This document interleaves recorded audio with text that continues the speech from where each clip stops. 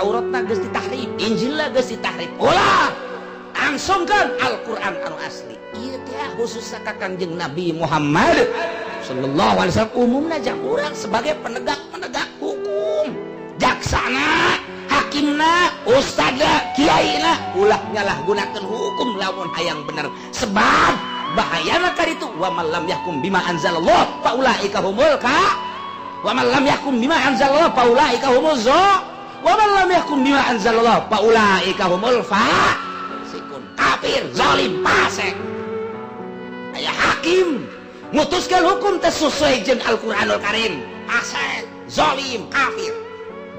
Aya jaksa mutuskeun hukum teh sesuai jeung aturan Al-Qur'anul Karim, fasik, zalim, kafir. Kiai mutuskan hukum takut jeung keputusan Al-Quranul Karim, kiai fasik, zalim, kafir. Ustad mutuskan takut jeung keputusan Al-Quranul Karim, ustad tolol bin goblok. Leuwih ti fasik kamu ustad bin goblok atuh ngaranna ge geus lain bin Ahmad deui itu. Tah eta kurang kumaha. Masyaallah hebat.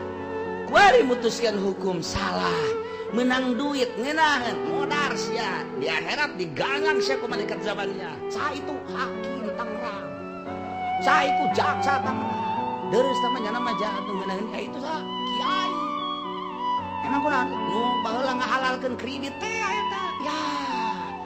Hanya ngahalalkeun diganyang ka neraka jahanam naudzubillah min zalik. Itu sa itu kieu istighosah teh.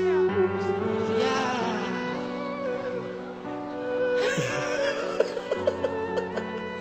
Yuk cerita urang ulah gitu, tetap kudu make aturan Al-Qur'anul Karim. Fahkum bainahum bima anzalallahu wa la tattabi' ahwa'ahum amma ja'aka minal haqq. Lurus tina aturan nu didatangkeun ka